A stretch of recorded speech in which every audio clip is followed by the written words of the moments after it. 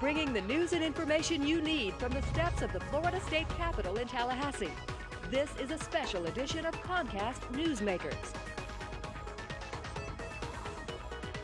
Hi everybody, welcome back to Newsmakers. I'm Spiro Canton here in the plaza of the state capitol. You might hear some music in the background. It's Children's Week up here. We're talking about different types of children's issues.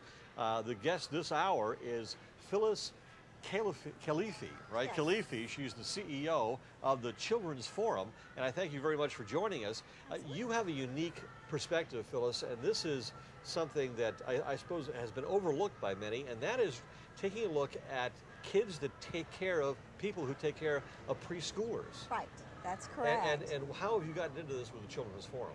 Well, actually, those who are caring for our children are probably the most important ingredient in terms of quality of care. We have research to support that those who are better trained and have specialized education in the field do a better job. And this is critically important now because we know that the years from birth to 5 actually form the foundation for later school success and success in life. So what happens during those early years is critically important, and those who care for them consequently are important. What are some of the problems that you've seen in different, I guess we're talking about daycare facilities and child care facilities throughout the entire state? Right. Early care and education, which would encompass family child care homes, child care centers, voluntary pre-kindergarten programs. All of these really embrace the total system for early care and education. So we have more than 600,000 children in our state daily going to some type of substitute care arrangement. That's an amazing amount. It is. It's a lot. Though there are over 60% of our parents in the workforce, there needs to be obviously at least a quantity of care in the market, and we also want to make sure it's quality. And we know that those who care for them are critical in making it a quality program. Again, some of the problems you've seen out throughout the entire state. Well, we know that turnover is a major issue. For example, we know that between 30 and 40% of people who come into the field leave within the first year of employment. Now, we know that's critical because young children need to form those stable relationships with a primary caregiver. That's also important because when you have high turnover, it affects quality. And that affects children's language, their cognitive reasoning, their ability to develop vocabulary, all of those skills that are so necessary for later school success. Is there tight regulation on these type of facilities throughout the entire state? Well, what we have is minimum standards that, for example, in our voluntary pre-kindergarten program, the minimum standard is a Child Development Associate credential, which requires 120 hours of training and some additional testing, if you will, to be able to receive the credential. We know that that's step one on the rung of the professional development ladder.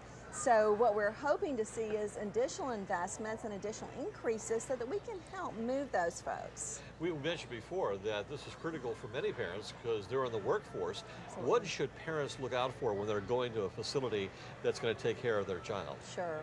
Well, they need to first of all go in and observe the facility, and what's happening on a daily basis. Are the children actively engaged in learning activities? Is there warm, responsive, nurturing care available? In other words, are teachers responding to the individual needs of children? Do they know the names of the children? It's amazing, that we've gone into facilities where they really don't know the names of the children because the staff turn very rapidly.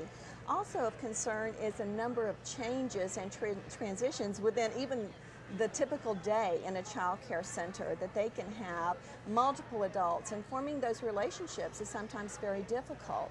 So we really endorse the whole notion of primary caregiving, where there's relationships established between the child, the parent, and the teacher in order to help monitor and scaffold and grow that child.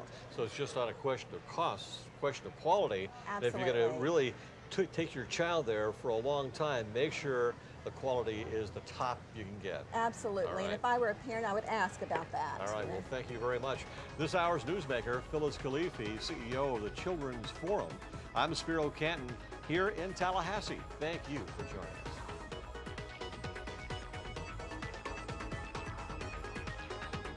The preceding has been a special presentation of Comcast Newsmakers from the Florida State Capitol in Tallahassee.